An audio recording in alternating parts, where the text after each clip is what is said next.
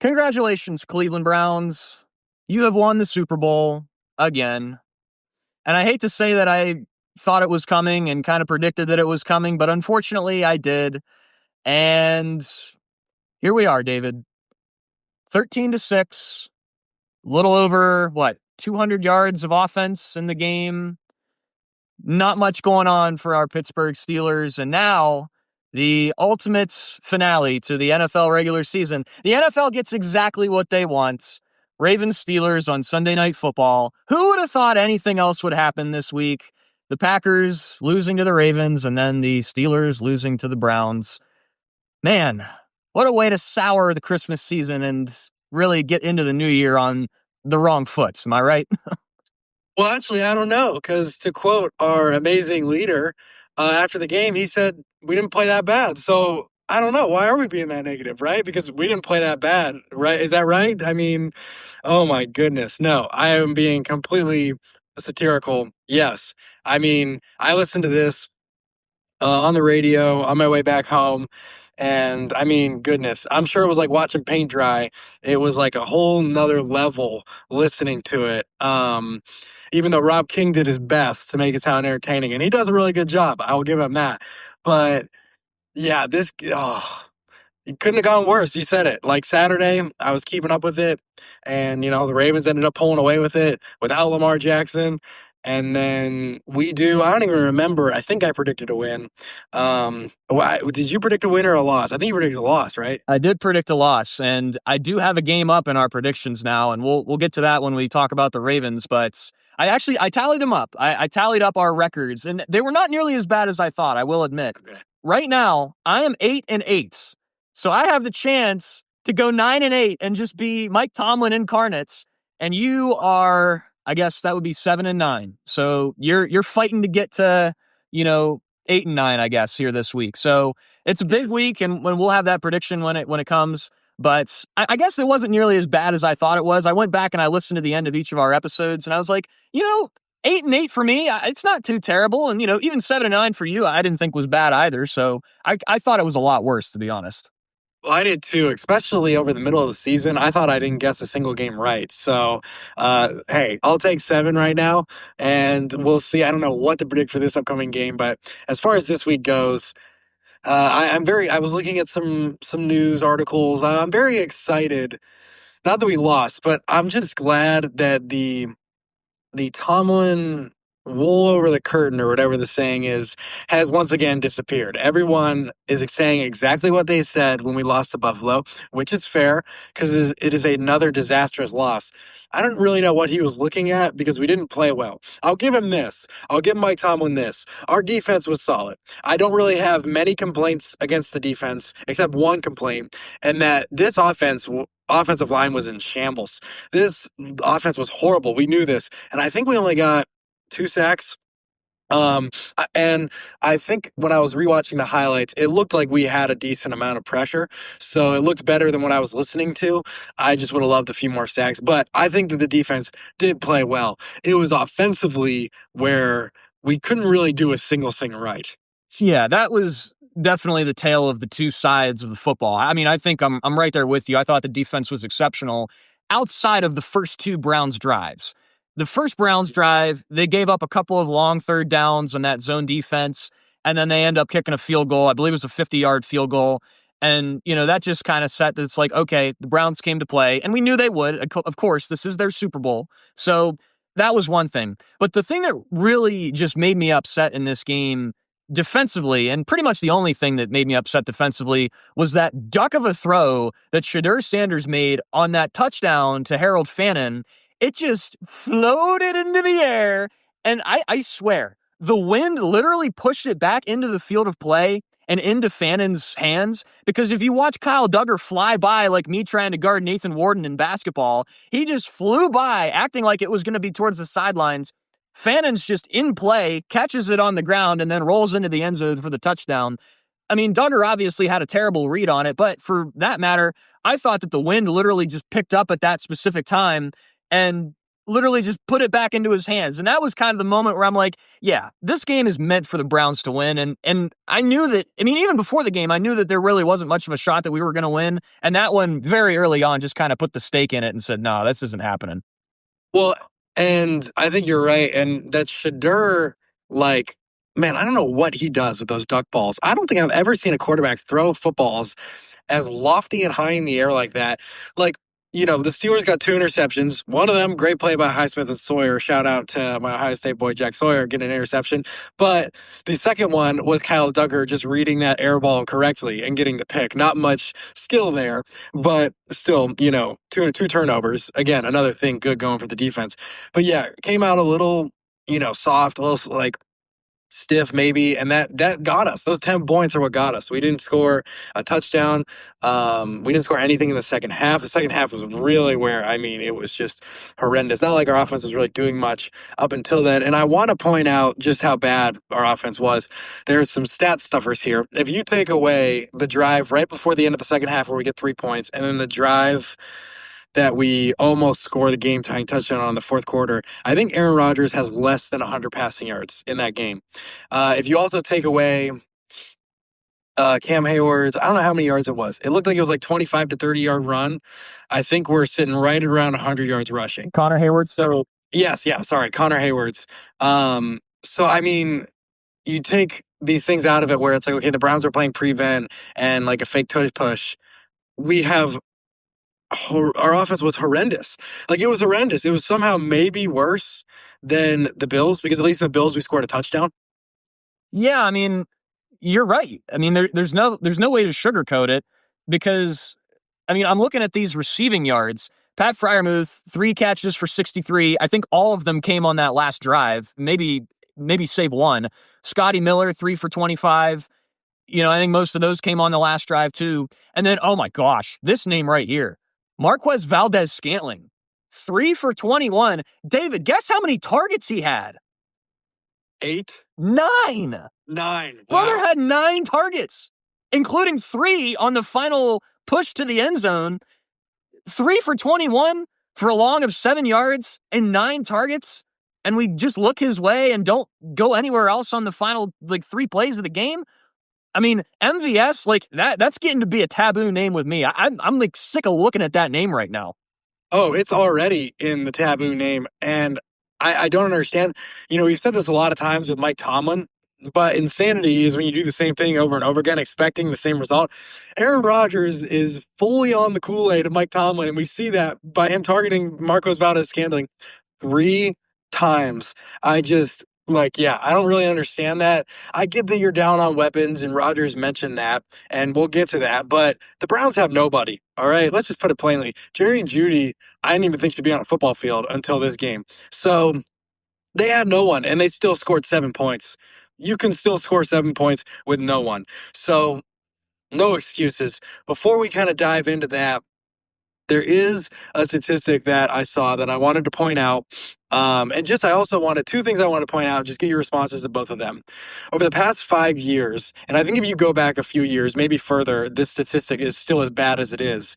But when Mike Tomlin plays teams that are below 500 by 8 or more games, so that means these are teams that are fighting for the top 4 spots in the draft, right? Teams that aren't playing for anything.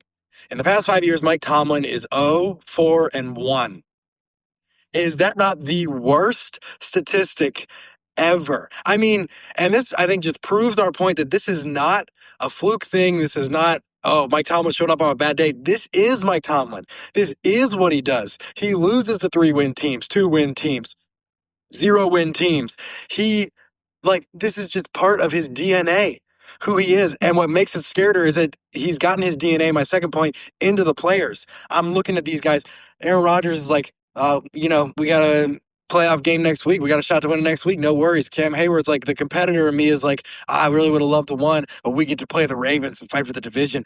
Are you guys out of your mind? You could have won it yesterday. Like, stop acting like this is something that it isn't. Stop betraying it up like, oh, because we get to play the Ravens for the division. This is like the sugar on top or the whatever on top, and this makes it cool. No, it doesn't make it cool. You lost to the 3-win Browns. That's embarrassing. The competitor in you should go home. So those are my 2 points that I wanted to point out and get your response to. Unbelievable points. I mean, I wish we could have had a face cam there to see my face when you said that stat of the record. Epic. That's unbelievable. That's unbelievable. 0-4-1 against teams that are 8 games or more under 500. That is insane. That is certifiably insane. I can't believe that. No, and I tell you what, I know it gets worse because I don't know if they counted 2020. We lost to the 3-win Bengals that year. In 2019, we lost to the maybe 4-win Jets that year. In 2018, we lost to the 3-win Raiders. It just happens every year. Like, this is who Mike Tomlin is. This is his DNA. And if you look back at these 3 wins, I didn't want to say anything against the Lions win because I wanted to, be happy and say this was an impressive win. But if you take away the fluke catch of Kenneth Gainwell, the poor defense of the 2 45-yard touchdown games, who knows what happens? We lose, we lost, and then that last play was a crazy play that who knows? The Lions maybe did score in a different world. So it's like we barely beat them, and as we see, they're spiraling because of what they did against Minnesota. The Dolphins are nothing. Tua can't win in the cold. And then the Ravens, if they don't leave 2 guys wide open and we don't get 2 calls that are very controversial going our way, we barely win that. So these are 3 fraudulent wins stacked between 2 of the worst losses like ever in the history of Pittsburgh. These 5 games are nothing to be proud about. They're talking about we just won 3 games. Oh my goodness, just look a little harder. This team's not good. This team is bad, okay? I can't put it any other way. Tomlin is bad. We can't keep letting him get away with but he won these 3 games to get the winning season. And this reminds me, I'll be done after this. This reminds me of 2019 specifically because when he was with the Lions and against the Ravens, he looked like he had fire. He was doing discount double check. Well, guess what? He got his 9th win. He got his winning season. In 2019, when Big Ben was out, we were like 7-5 or something, and we went to go play Arizona. And we played rookie Kyler Murray, and it was a super close game. And I remember watching Mike Tomlin on that sideline. He was so energetic. He was wanted his team to win so bad. And we got that 8th win. And you know what happened? We lost. We went 8-6, 8-7, 8-8, but we didn't have a losing season. I am convinced that all he cares about is not having a losing season because once we hit that mark, we're going to lose out now. We're going to lose to the 3-win Browns. Oh my gosh, we got to get rid of him. I want to make a very radical statement, and I want to get your opinion on this since we're on the topic of Mike Tomlin. Okay.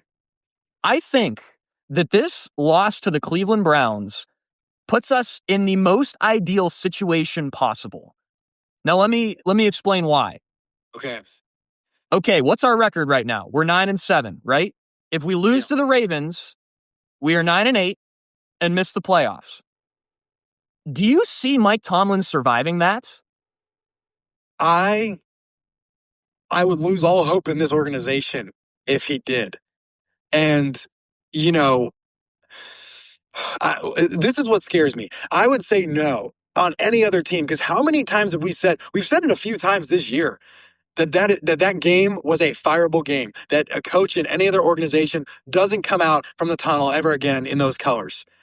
And yet here he is. So I want to say, yes, he's not coming back from that.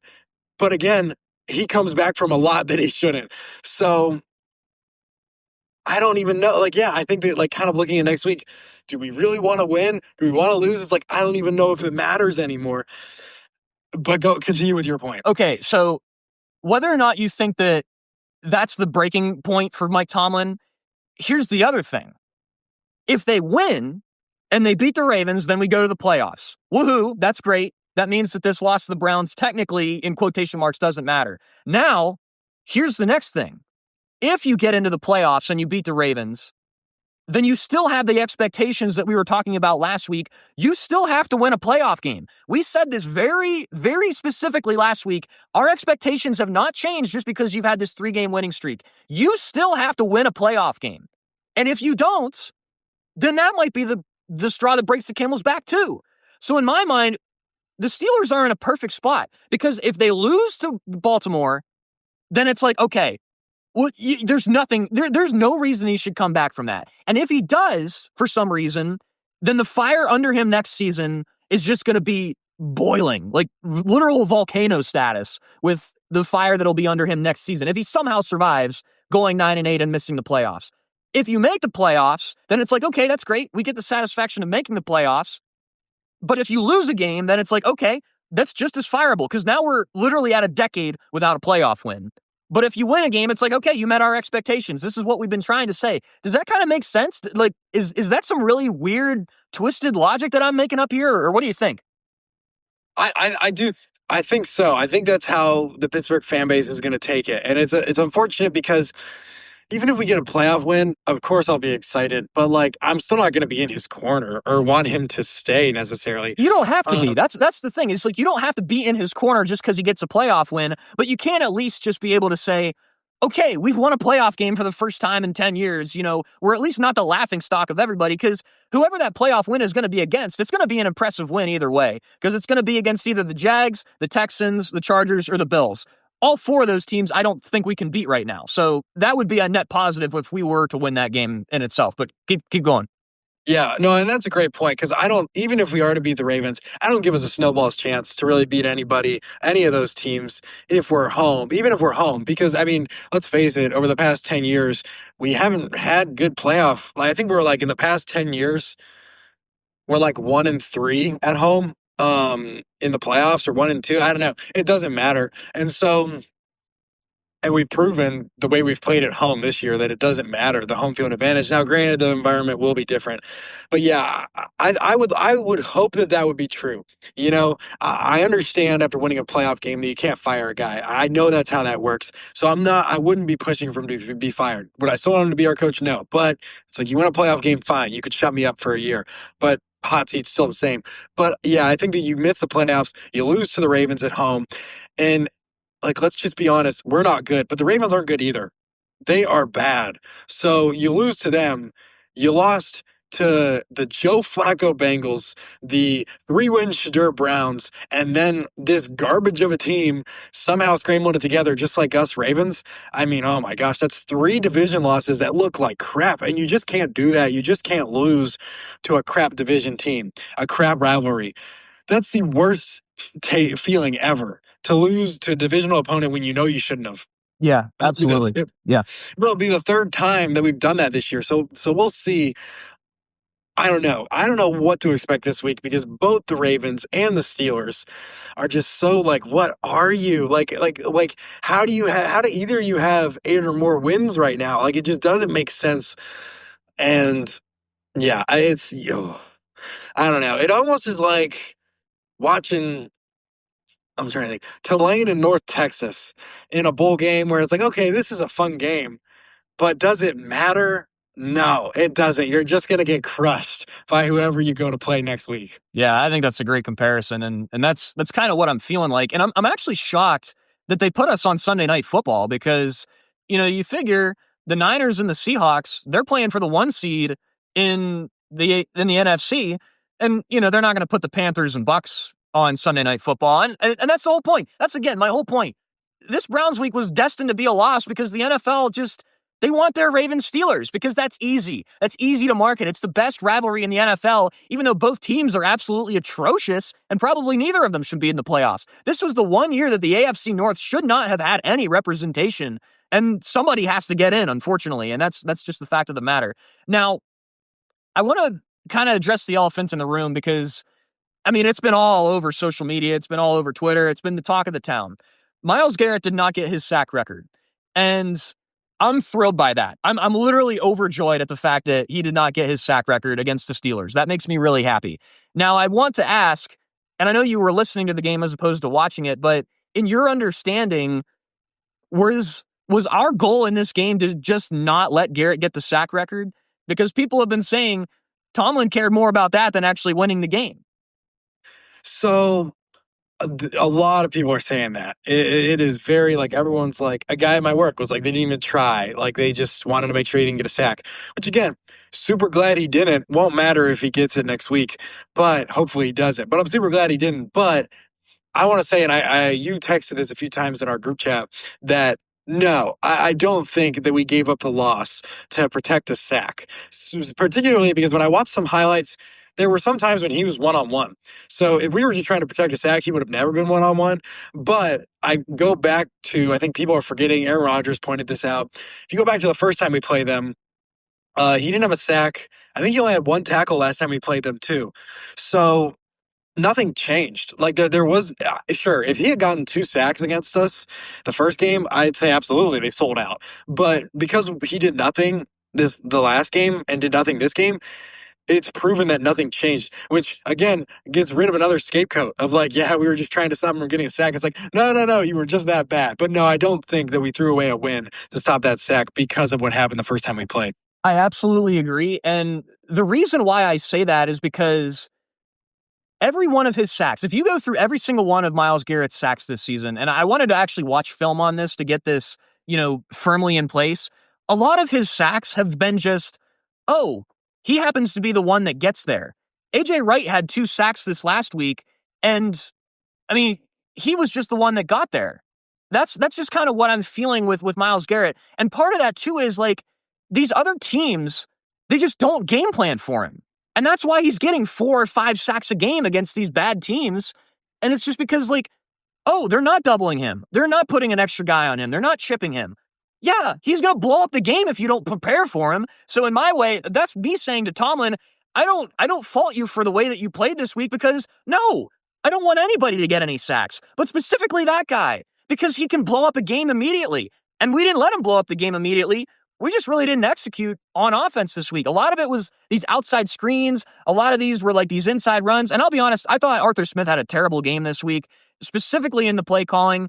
I mean, I thought they did a nice job mitigating what Myles Garrett's impact could have been, but the play calling on top of that was not sufficient. And, it can't be even more epitomized by the fact that they threw to Marquez Valdes-Scantling 3 straight times with a chance to tie the game at the very end. I mean, that was atrocious. And if you saw in the very last one, Kenneth Gainwell was by himself in the end zone. Like, Aaron Rodgers was staring down MVS, and he had Gainwell for an easy touchdown. People have been saying that might have been PI on Denzel Ward on that very last play. That is what it is. I don't know. If you call it, you call it. If you don't, you don't. That doesn't mean anything to me. But that's my roundabout way of saying, maybe these other teams should actually prepare for Myles Garrett a little bit more so that he doesn't blow up games the way that he often does. Same thing with TJ Watt. When he's healthy and at his best, you have to account for him because if you don't, he's going to blow up the game. He's going to get the timely forced fumble. He's going to get that sack, scoop and score for a touchdown. That's the type of thing that he does. If you don't prepare for him, then that's malpractice, essentially. Does that make sense? Yeah, and I completely agree. And I think that's why you've seen TJ Watt's production go down the past 2 years because, once he tied that sack record, the whole league was put on notice. And it's like, okay, we have to double team this guy. And so that's what they do. Every single play, there's a chip, there's a double team. So, maybe Myles Garrett, even though everyone talks about him like he's the best player ever, he maybe still hasn't garnered that double team respect that we're giving him. And I think rightfully so that we deserve that. But I agree, that's a great decision and game plan to double him. But every other decision and game planning offensively was so bad. Like, I watched the highlight of the last pass to MVS and could you have called something? Maybe, but in my opinion, his hands were up. He could have caught the ball. No need to call a flag there. And I think that, yeah, those 3 plays, I don't know what we were thinking. I go back to, and this will kind of lead into DK Metcalf, but, on 4th and 1, you throw a deep route to Scotty Miller, and it's like, why are you calling a play like you have DK Metcalf when you don't? Use the players that are on the field. Like, you could go off the sideline like Aaron Rodgers did and say, wow, we didn't have DK Metcalf. Or it's just be smart and say, let me run a route or let me call a route for a slot receiver that's for a slot receiver and not for a deep threat guy who's supposed to be taller than the cornerback. Like, it was just common sense stuff and other things like that. And one more point I wanted to make before we get to DK Metcalf about the offense is we've talked about and I've explained the complementary football that Mike Tomlin wants to play. And overall, I don't like it because when you can't do it basically perfectly, it's horrible. And I think that we saw this today. We had great time of possession. We had really good time of possession. I think we won it. But guess what happens when you have good time of possession and you don't score a touchdown? The other team has to do literally nothing. Like, the Browns, besides those first 2 drives, did literally nothing. And they didn't have to because guess what? They didn't have the ball that much. And so, yeah, if you want to play this complementary football where you possess the ball a lot and your defense isn't out there a lot, you got to score. Like you couldn't even score field goals here. And it's like, it's crazy that we've been horrible at time of possession and lost. And then we've won time of possession and lost. It just goes to show that, like, man, whatever system we're using as a whole is so fragile and has continued to get worse year after year that we're at a real bad point right now. But anyways, DK Metcalf, do we want to get into that? Yes, and I want to say that I apologize for not bringing him up this last week because for whatever reason, it just slipped my mind. I wrote his name down on my piece of paper in all caps, and I can't believe that we forgot to talk about it this last week. I remember texting you like 30 minutes after we got off. I'm like, we didn't talk about DK Metcalf, and we're like, what are we doing? This is some idiotic move on us. But in a way, it turned out to work out because now we get to talk about it because he's still suspended for this game. And now he's not on the field, and we saw what happens when he's not on the field. You know, goodness gracious. I mean, where do we even start with this absolute debacle? Well, so I think that, yeah, you're right. It's good that we ended up waiting a week. I apologize too. It was one of the first things I wanted to talk about, but it just completely slipped. But yeah, it's totally inexcusable. He's like not on our sideline. He's completely away from the team, getting up close to the fan and then punches him in the face, basically. And I mean, it's heinous. It's inexcusable. Never should happen. It's up there with how I feel about Myles Garrett hitting Mason Rudolph with a helmet. It's like inexcusable. Why it's just, oh goodness. And when we saw that, I was with my parents and I was like, yeah, we just got an older, less productive George Pickens. And again, not saying that he'd be productive as he is with Cowboys. He wouldn't be with us, but he'd probably be more productive than DK has been this year. But I think I read an article, which is very interesting, and I'm glad we waited because I read this and I was like, this is surprising but not surprising, that this altercation was apparently predictable and was apparently a little bit foreseen because this same exact fan had altercations with DK when he was in Seattle. And apparently, there was a little bit of lead up to this. There was a belief and an expectation that the Steelers organization knew that this guy would be here and whatever. And so the article I read was like, where's Mike Tomlin? Where's the coaching staff? Like, you can't keep your guy emotionally ready for this? Like, that's just insane. We've seen it time and time again with all our wide receivers. Mike Tomlin can't control his players. And so it's just absurd that maybe we did know a little something about this and it still happened. Like, it's just horrible. And again, you said we don't want to be the laughing stock. This stuff like this makes us the laughing stock. And there's no words. It's horrible. There was a lot of thoughts that the guy might have said something racist or maybe directed something towards DK's mom. There is video. I mean, it doesn't exactly show you anything, but the more that I've kind of gathered information about this whole incident, the more that I think it's like, I don't want to say it because I don't want to place blame without knowing for sure, but DK seems more in the wrong than the fan. Sure, the fan's an absolute buffoon and an absolute idiot for being the aggrandizer for this entire situation. He has no right to do that. The people on the field are as much people as the people in the stands. That is the fact of the matter. But at the same time, why is DK wandering over there? Like you said, where is his teammates? I mean, if you look at the clip, his team isn't even around him. Like, if you're DK Metcalf, how does that even, register in your mind that he's there? It just, I get it. If something was said that was adverse, that was racist, or that was threatening, I get it. I understand. That stuff is terrible and it should never happen. And you should be able to defend yourself. But again, you have to remember where you are. You are on the field. The fan is 5 feet up in the stands, and you are the one that initiated the entire thing. So, again, I don't want to place blame because I don't know all the details. And as much as I've tried to find the details, I can't really find anything. But he's in some deep water. And I think that a lot of people thought that he was going to get his suspension down to 1 game after his trial, but they didn't. They didn't do that. Now he's got that 2-game suspension, and that is very relevant now for this upcoming Ravens game. And again, like we said, we just saw what happens when DK Metcalf isn't on the field.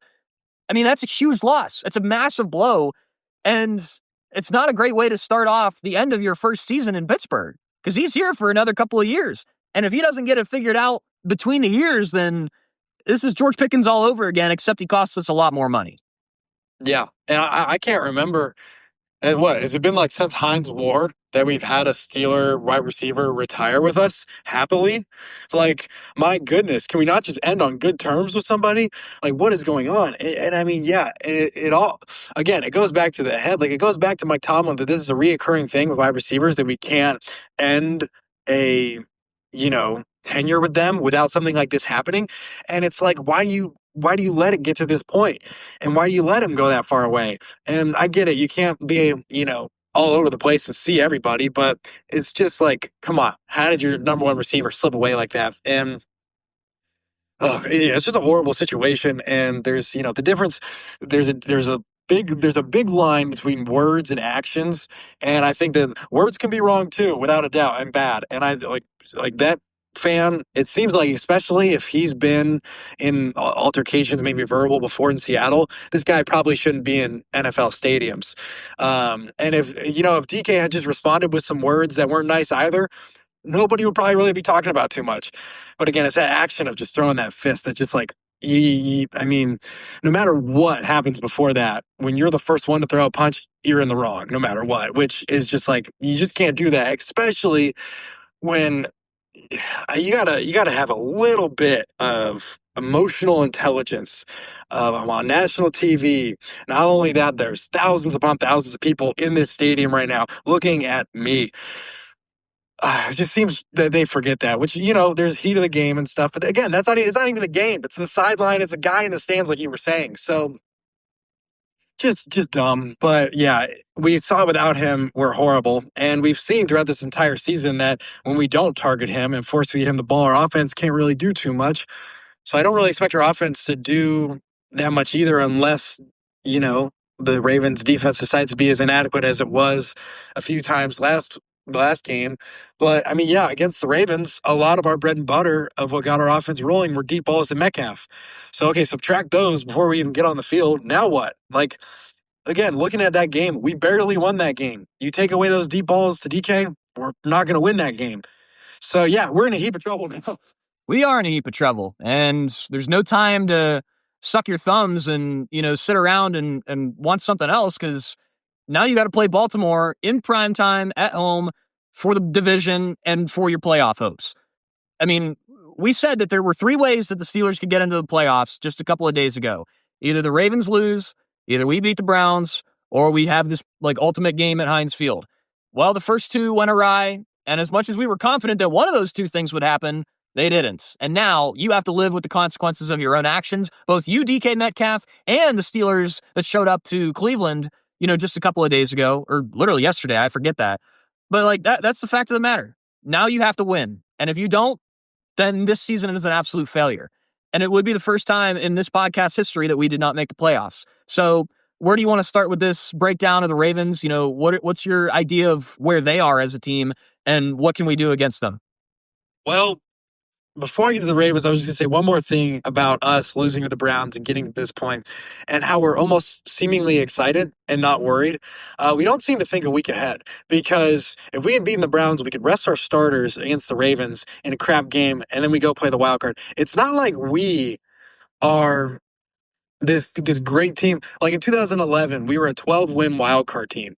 So it's like, yeah, playing our starters, it's like we're going to go play the 8-8 Broncos. Unfortunately, we lost. I don't want to talk about it. But it's like, yeah, when you're the 12-win team or the Chargers going to be in the playoffs, it's like we're going to play the 4 seed, who's not that good. We're the 4 seed. Like, we're the guy who is like about to be, okay, now we got to go play someone really tough. We're not the team that's like, we're going to go play someone who kind of is the last team to get into the playoffs. No, we got to play one of the teams that on any other division, in our division, wins handily. So, like, we're not really thinking ahead, because, okay, we got to play the Ravens, which is going to be a tough, gritty game. And then we probably got to play either the toughest defense in the league, the Houston Texans, who's won 8 games straight maybe, or the Chargers, who is, again, one of the other toughest defenses in the league, and they both have solid offenses. The Texans offense is getting a little bit better. So it's like, did you really does this Browns game really mean nothing? Because you got to go play an extremely taxing game against the Ravens, because it always is, and then you got to go play another one, because it's not like these two teams are playoff slouches. These teams are legit, way more legit than we are. So yeah, we're not really thinking ahead, but thinking ahead to the Ravens. I think this team is in just as tough of a situation as we are. You know, they're injured, banged up, just like we are. Lamar, he didn't play at all last week, did he? No, it was Tyler Huntley. Right. So he might be back. I think they're probably saying he's going to be back. I mean, it's the Steelers, so he'll probably be back. But I think that the Ravens have a simple game plan. Let me tell you, as a Steelers fan, just do one thing. You did it against the Packers. Just do it against us, and you'll win the game. Just repeat the stat line that Derrick Henry had against the Packers, and you will beat us. They need to do what they did the second half against us and just run Derrick Henry. That's all they have to do, which is unfortunate, because outside of that, I think they're like us. You know, I think their offense is weak, just like we are, especially when they don't maximize Derrick Henry, like when we don't maximize DK Metcalf. I think their defense is worse than ours. So I think that overall, we might actually be the better team this year. On paper, maybe even statistically, I don't know. But again, the way, we did good against the run against the Browns, but again, the Browns have 0 stars on their team. So a little bit of grace there. But yeah, I think that we are surprisingly very evenly matched. And I think that this game is going to be lower scoring than the first. And I don't know. Who knows? I don't know. That's all I got so far. What are your thoughts? I think that your breakdown of Derrick Henry is very relevant. I've pulled up his stat line. 36 carries, which is unbelievable, for 216 yards and 4 touchdowns. I mean, like you said, if you do that, especially if Lamar is not completely 100%, then yes, you will win the game. And I think that's the difference is, yes, the Steelers might have a better holistic team on paper, but I think the star power of the Ravens might give them a little bit of an edge. So that's the thing. We've been stopping the run. You know, that's true of what we've been doing the last 4 weeks even. The defense has been better. And I will say, too, that the Ravens' pass rush is not good. And that was a big reason as to why the Browns were so successful this last week, was because the entirety of their defensive line was absolutely hounding Aaron Rodgers. And it was forcing us to get the ball out quickly. And the run game just really never got going in Cleveland itself either. So there's a lot of just balances and weights to this because, yes, they've got Derrick Henry, and he's getting better and better and better in the last 4 weeks. If they have Lamar Jackson back, it will open up their passing game, most definitely. But the question is, do you think this defense, the Steelers' defense, is real? Because if it's real, then we should have the capabilities of stopping them. If it's not real, then absolutely, we'll regress back to the mean. The Ravens will have a nice cupcake, and they'll walk away with the AFC North. That's the big question. Is the defense going to show up? Because for me, I think the offense will rebound exponentially this week. I think Aaron Rodgers will be able to sit in a clean pocket, and he'll be able to deliver the football to whoever his wide receivers are, even in the absence of DK Metcalf. I think that also opens up the running game. I think this all rests on the defense, frankly. And, that's crazy to say after the offense put up literally nothing against the Browns. I think that's my big takeaway. And, feel free to go against that, but that's my big takeaway right now. Yeah, I think that's a great point. And I am excited to see Aaron Rodgers with that pass rush. And hopefully, our offense can do a little bit more like what it did when we played the Ravens the first time. But kind of on the focal point of the defense, I think that you make a really good point about it'll live and die by them. And I think that we have, I don't know if I'm going to say like this defense is back. Like I don't think I'm going to say like they're the guys, but I think they got a lot of things going for them. One is momentum; they've been able to stop the run. 2 is that the Derrick Henry ran the ball 36 times last week. He's not 22 anymore. He's older. So I think that like really bodes well in our favor. I think that I'm glad he got this game out against Green Bay because I don't think he's going to do that twice. So even if you split those statistics in half, that looks pretty good for me. That like those statistics in half look like a game that you could still win. Maybe not comfortably, but you can still win. And so I think that because our run game has looked better, because I think Derrick Henry's going to be tired and Lamar's not going to be 100%, I do think this defense is going to put in a winning performance. So is that your prediction? Actually, well, so do you want me to go first in my prediction? Since you have home field advantage, essentially, since you're down. Is that okay? Yes, yeah. You go. Yeah. okay? I've been back and forth all day. I tallied up all of our wins and losses that we predicted this season, and I've got one up. So in going first, man, this is tough. But I'm going to say that the Steelers will win this game and that they will make the playoffs and that this Browns game, as terrible as it was for naught because, again, I have this feeling. I think that the Steelers, again, are the better team on paper. And I think it was just a terrible performance. And, sure, those allegations of them just trying not to give up the sack record, they may or may not be true. They might be leaning more towards the true side. If the Steelers are playing at 100%, I think they beat the Ravens this week by a final score of 23-20. Okay. Interesting. So I've also been very back and forth. I honestly have no idea. I know I said the defense could put up a winning performance, but my thought is one, if I predict a loss, we'll both be, and I get it right, you get it wrong. We're both 8-9, so we tie. And just to honor this season, because I feel like every time we've gone to paper, we've gone to what should happen, what the Steelers team should put out there, they've put a Uno reverse and done the exact opposite. And I mean, we've said that they're the most inconsistent team in the NFL. So if we're looking at it all paper and the statistics, and consistently, Derrick Henry should do less, the defense should do better, the offense should, not give up as many sacks. And it's like, that looks true. Let's bet against every single thing. And I feel like that's what has happened this season. So, man, I feel like my gut is still more of a win. So, as much as I want to be like, you know what, to pay homage to this season loss, I'm going to go with a win. I'm going to say we're somehow in the playoffs because, this is what Mike Tomlin does. I mean, he's done it 3 times this year. The 2-game losing streak, and then we bounce back against the 7-1 Colts. The, horrible losing streak, and then the horrible loss to the Bills, and then we beat the Ravens. So, I think we're going to win because I also think the Ravens aren't that good. I think they're going to turn the ball over at least once. And I think that we're going to hold on to the ball. I think that our offense doesn't really turn it over. So, well, yeah, they don't really turn it over too much. So I'm going to go with a win. I'm going to say, I'll go 25-22. Why not? Weird game. I love it. Yeah. Yeah. Well, the nice thing about this is that if we're both correct, then you'll get another shot next week because we'll be in a playoff game. So our predictions would not be over if we are both correct. So hopefully that's the case and we get to predict whatever this playoff win or whatever playoff game is going to be. So you've heard it here first. Zane and David predicting a couple of wins to get us to 10. To get it 10-7. We're going to the playoffs, David. Can you believe it? Oh my goodness, I can't wait. This is the best. Oh man. It wouldn't be the Steelers' year without Week 18 meaning something. And, again, the NFL can't pass up on their Ravens Steelers to win the division.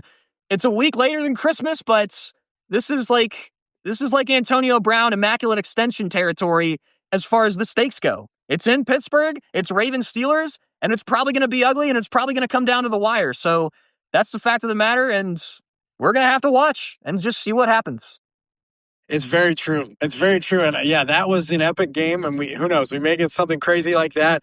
And I think that, I'm blessed, because, being an Ohio State fan, I'm a part of the greatest rivalry in college football, the game. And I'm doubly blessed because I'm a diehard Steelers fan. And I mean, I think that people, may argue here and there, but over the past 20 years, hands down, this is the best rivalry in football. And guess what? I don't care what you think because the NFL knows it too. Because you got a teams playing for the 1 seed in a pretty decent rivalry. Like the Seahawks and Niners, that's a good rivalry. Like that's a good NFL rivalry. Playing for the number 1 seed, 2 really good teams playing, some peak football right now. And they're like, no, give us the best rivalry in the NFL. Who cares if they're not even that good? Steelers, Ravens. You can't ask for anything better. And it's going to be on Sunday nights. Oh, man. I'm excited, but I'm like mad at the same time because it shouldn't have come to this. This should not have ever happened in the first place. But if this is going to be our playoff game, if we do end up losing, at least we did get a playoff game in quotation marks. So at least we do get this, you know? True. And, it's another just notch in the greatest rivalry ever. It'll be another, meaningful, great matchup that just goes into the, battles of this great rivalry. I mean, you could go, I can't remember I don't think there's been a time since 2008 that the Steelers and Ravens have played a game that has meant nothing or been good. Right. Like, it's just crazy. Yeah, you're absolutely right. We're going to look forward to this game, Sunday Night Football, the final game of the NFL regular season. The NFL could not pass up on it. And as always, Boardman Black and Gold is sponsored by Zeka Enterprises, crafting furniture solutions in northwestern Pennsylvania. You can call 919-406-4679 to turn your furniture problems into furniture solutions. Very weird episode. A terrible performance against the Cleveland Browns. A very weird just dynamic with DK Metcalf going on. A very weird instance with Myles Garrett not getting the sack record as many thought that he would. And now the Steelers have to play the Ravens in the final game of the regular season for a chance to go to the playoffs. Unbelievable stuff. We're going to break it all down next week. Hopefully it's after a Here We Go Steelers win. And hopefully we're talking about who we're going to be playing in the wild card round. We didn't even mention the teams. We didn't talk about any of those teams because there's no reason to think about that because we just got to win this game first. There's no reason to get ahead of ourselves. You got to win the game that's right in front of you, and it's probably going to be a very epic game. David, any final thoughts? I wanted to say, because, we're hoping for the playoffs. I know that I'm very negative of Mike Tomlin. I've been pretty negative of this team, and I'm very negative about this last week's performance. But believe you me, I am very much wanting to get into the playoffs. So don't think I'm rooting any less this Sunday and wanting another Black and Gold episode. So yeah, I'm just going to be as glued to the TV as possible. Hey, if anything, it's great TV. The NFL did it right, and I'm going to be glued to the screen, hoping we're going to be playing one more game at Heinz Field. The NFL scripted, but you didn't hear that from me. And we're going to have this all broken down next week on the Boardman Black and Gold podcast with myself, Zane, joined with David DeSantis. Thanks as always for listening, and we will see you, hopefully, in the playoffs after a Here We Go Steelers win.